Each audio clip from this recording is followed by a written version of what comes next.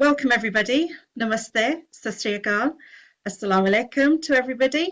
So thank you for joining us for this presentation.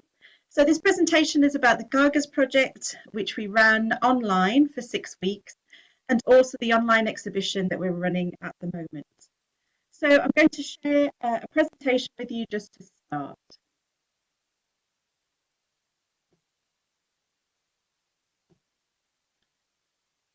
Lovely. Okay, so the Kaagaz project came about 2 years ago, and it's a collaboration between myself. So I'm a dance practitioner based in Sheffield and also a project manager, and between Salma Zaman, who's also a dance practitioner and an author based in Huddersfield. And the key thing about this project was that we were trying to share history through creative arts to create a united future. So Salma Zaman can't join us today, but I'm just going to read a little bit of a statement from her.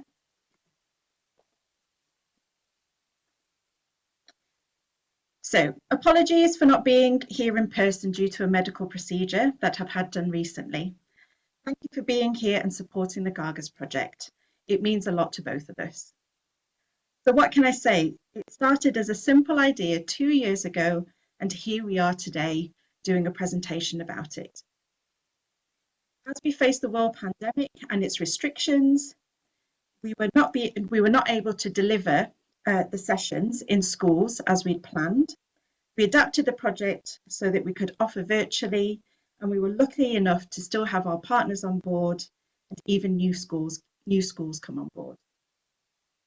Overall, the project has been a great success, with 6 weeks of virtual themed sessions from creative writing, poetry sessions, Rangoli designs and collage making, South Asian dance, which ranged from Pakistani folklore to Lollywood to Bangladeshi to Bollywood dance and even contemporary dance. So I would like to take this opportunity to thank each and every one of you who participated, and I'd like to thank our partners and the Arts Council for making this project possible. Lovely. So the original idea, like we were saying, the original idea was to go into schools based in Manchester. We will be working with 30 children between the ages of 8 and 11 to introduce them to the history, and in this case it was the partition of India in 1947, but also introduce them to creative arts as well, with a focus on South Asian culture. And what they would be doing was, with those 30 kids, we'd be making a performance, which they'd then perform at the Whitworth Gallery. So unfortunately, we weren't able to do that because of the pandemic. It did have a large impact. The pandemic did have a large impact on this project, not only due to the fact that we couldn't go into schools, but also not being able to use the venues as well, and not being able to do things in person. So after the third lockdown, so we kept changing the idea as well. So we had thought about maybe doing a dance film and still being able to do things, maybe social distance. But when the third lockdown did hit, we did make that decision that we were going to take it online. So a 6-week program was designed, and it was run on Saturdays, which hopefully then made it possible for families to join in with the creative activities as well.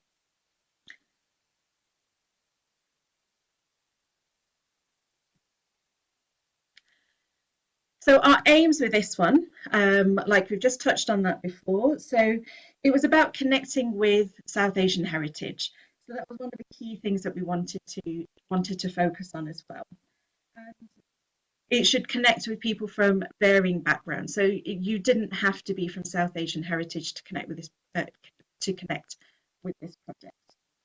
And also as a way to start conversations between families as well. So that's why we thought this theme would work quite well. And also a chance for older generations to possibly share their stories as well. Now, we were fully aware that it's a subject matter which was very traumatic for a lot of families. And we just wanted to make sure that there wasn't any bias involved in this. It was more about Some people we know that wouldn't want to share their stories, which was absolutely fine. But we thought to be able to make those connections between generations, it could be quite an interesting subject matter to choose. We wanted to introduce creative arts to lots of families from South Asian heritage. It's not something that a lot of families from South Asian heritage do take part in. And we know for myself and for Salma, we know the difference of having creative arts in our life and how that's made a difference to us, but also the people around us and the people that we've met through creative arts as well. So we wanted to give that opportunity and share that with the participants of this project. Working with venues. So one of the key things from the first project idea was that we worked with a creative arts venue, so working with the Whitworth Gallery. And the reason that the Whitworth was chosen because they do so much with community engagement within their own area as well. So it was an ideal partnership. Also community connections, because we felt connecting with community organisations. So for example, the Manchester Gurdwara and Cultural Centre, we felt that we'd be able to connect with people who might have stories of their own or might have written about those stories. So those community connections were very, very important to this project. And the outcomes for the participants. So like I was saying, for me and Salma, we know how important creative arts have been to us in our life and our experiences. So we wanted to share that with our participants. So there were just key things like raising confidence, being able to connect with people or connect with families in different ways, and also having activities that you can also do as a family as well. So our approach throughout all of this was really, really important for this project because we also knew we were going to have lots of families that might not have done creative arts before, who might not feel confident with it. So I remember talking to some people and saying, well, we haven't done anything like this since we were at school. And the whole thing is making people feel comfortable. So we did discuss a lot about having an approach which was safe, where people felt safe, that they didn't feel they were going to be judged by taking part, and to make everybody feel included, but also the experience that they'd be taking away from taking part in these sessions as well. We also thought it was really important that participants got to work with professional artists who had experience of working within community settings as well, and developing ownership and confidence through these activities. So even though the start of this project, a lot of it was quite didactic, and we introduced them to dance styles and we told them what to do, and we gave them a few key pointers to be able to carry out the activities. And what I really like to see by the end of the project was that they were creating their own material. And later on, I will be sharing a poem that they've created together. And if you go to our website, you'll also be able to see the dance, the unity dance that they created together as well. We also wanted to make sure that no matter what age people were, all of their contributions mattered, and to make them feel that all of their contributions mattered. So whether it was an 8-year-old that might have given us one word to put into a story or to put into a poem, or an 80-year-old that decided to share their family story, it all counted, it all mattered to us. Mutual respect as well. So we were really keen on making sure that everybody felt that they could share openly as well. Family friendly. So we really worked on the idea of creating activities that were suitable for 80-year-old from 8-year-olds to 80-year-olds, and that everybody could feel welcome. So our planning as well, one of the key partners for our planning was the Manchester Gurdwara and Cultural Centre.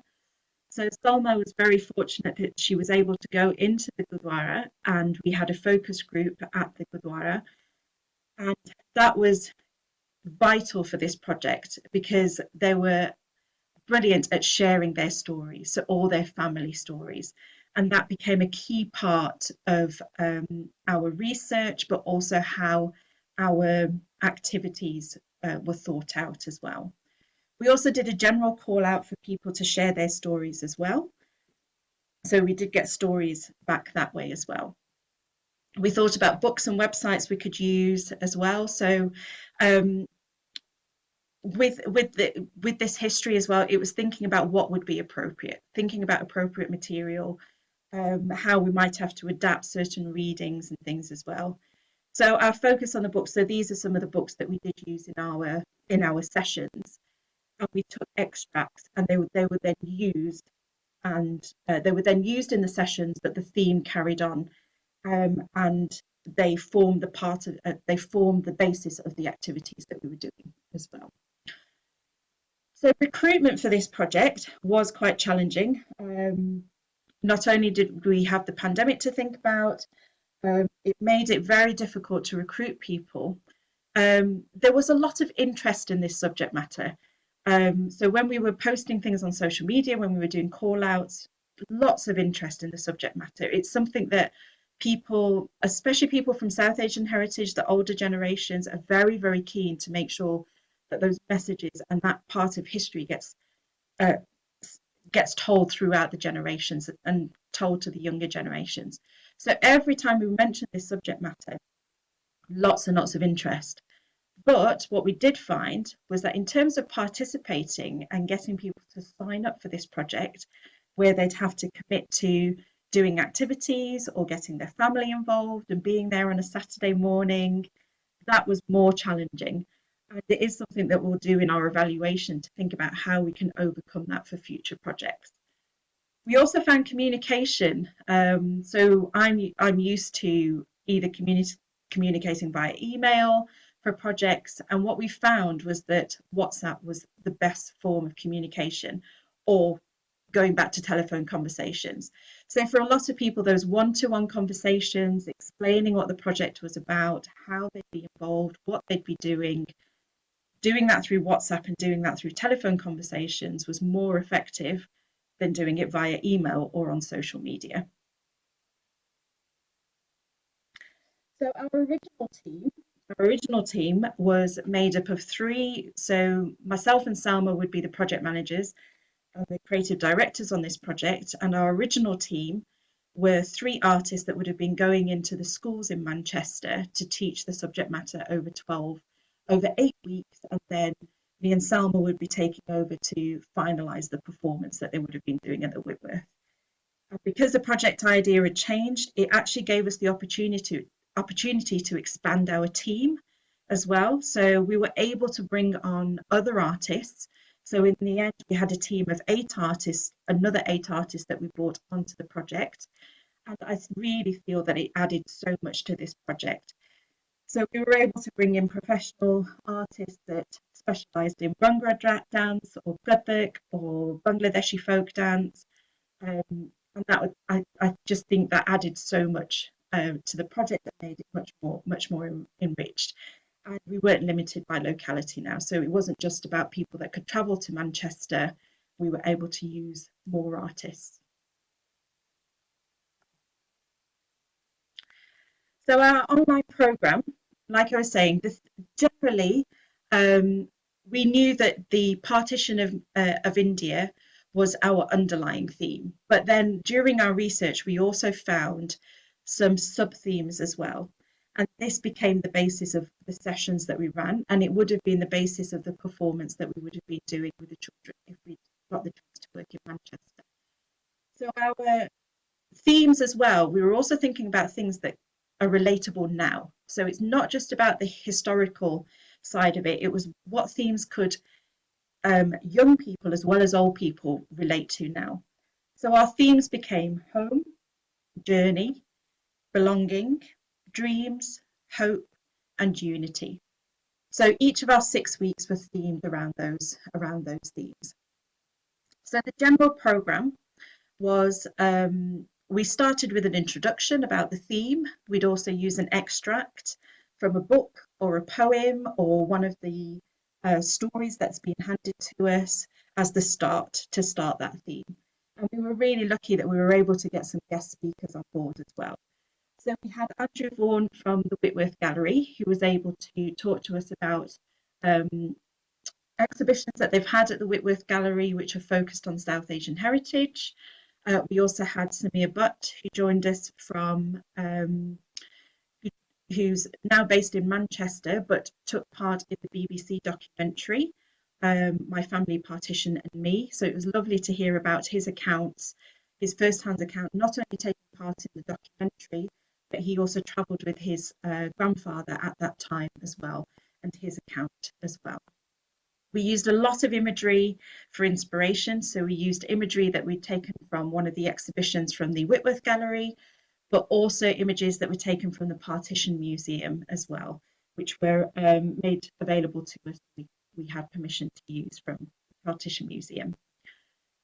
And we thought very carefully about the dance that we wanted to, the activities that we wanted to do, the type of creative activities that would be accessible to families to do together, and also creating activities which were short and manageable.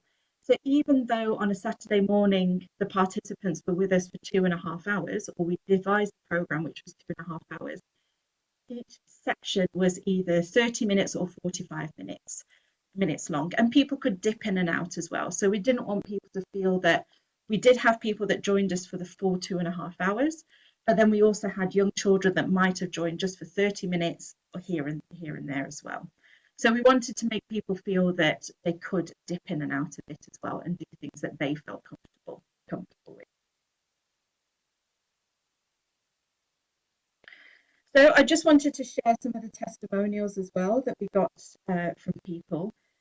We do have lots more which will be available on the Kaagaz Project website as well, and on the exhibition website. So yes, I'll just read these out quickly. So wonderful, amazing connections with others. I just want to mention that I love the connection the group has with everyone, but most especially the older people and children. It is wonderful to hear older members of the group share their experiences with us alongside the contributions of the children, who are amazingly creative in their artwork and dance. And it's lovely. When it came to that last session, I just wanted to say, when it came to that last session, somebody put in chat at how we felt like a family. And to know that we had never, for a lot of people, we've never met each other, but within 6 weeks, we were already feeling like a family. And I just thought that was amazing. So the other quote that we've got, taking part in these sessions has awakened a real interest in people's experiences of the partition in me.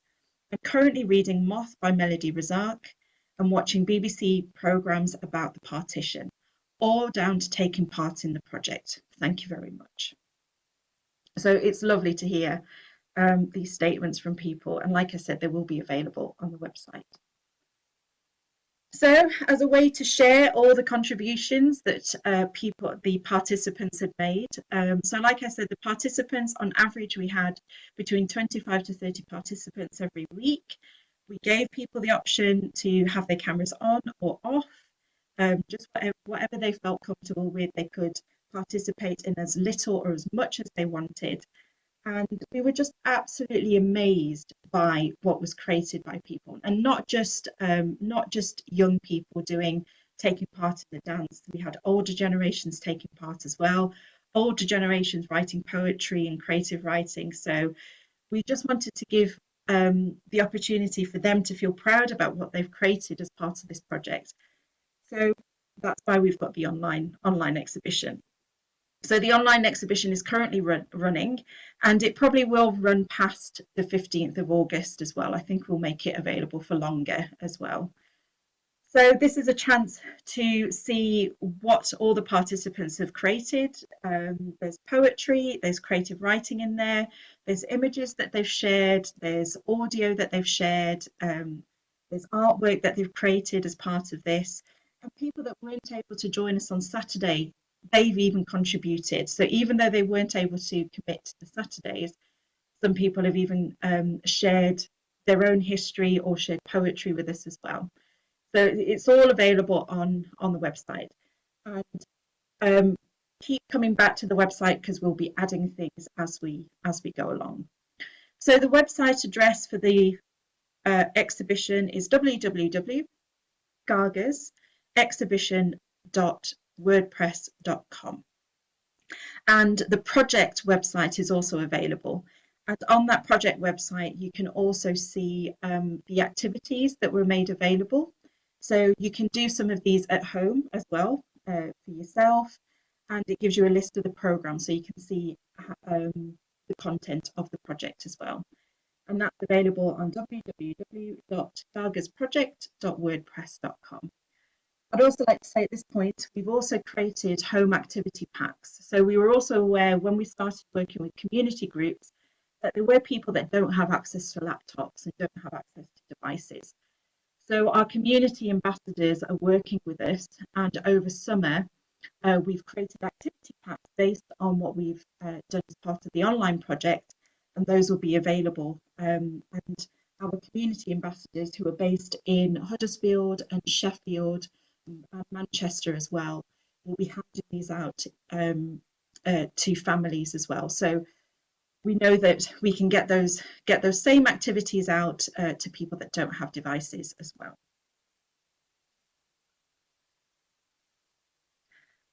Lovely. So just before I say my thank yous, I would like to thank the Arts Council as well, who have provided us with funding, but also our donors as well. So we did do a crowdfunding campaign as well. So we've had donations that way, and that's what's made this this project possible as well. And also our partners, the Partition Museum, the Whitworth Gallery, Gala Sangam, and our graphic designer, Sayo Designs.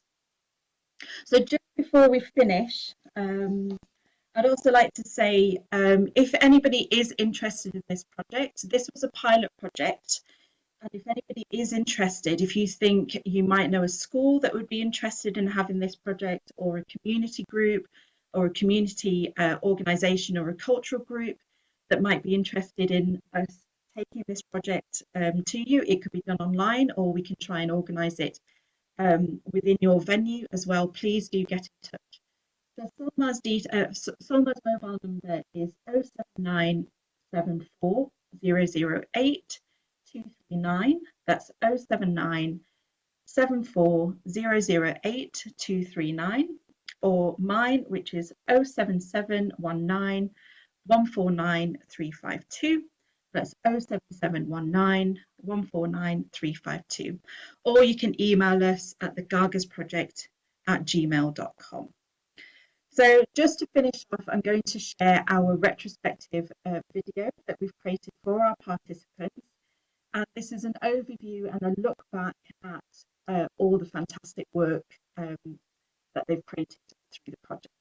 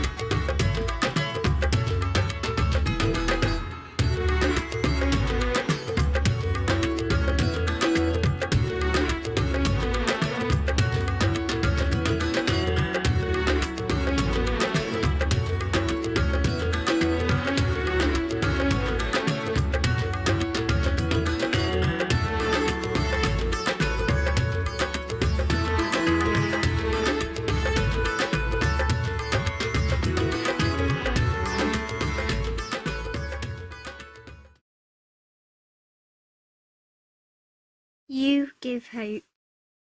Hope is a new beginning, some breaking through the dark clouds.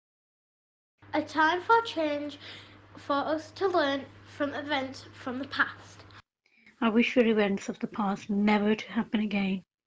Hope is a white feather, a desire for new ways. Hope our wings to fly high with. A feeling, well-being, positive, surrounding yourself with positive people. Hope means encouragement, energy booster. Hope for the near future. Hope is like a wish that you desire. Happy wishing, a light. When there are challenges ahead, hope is a future goal. My hope is always having family, loved ones around me. I hope for everyone to be kind to each other. The kindness in your heart is all you need.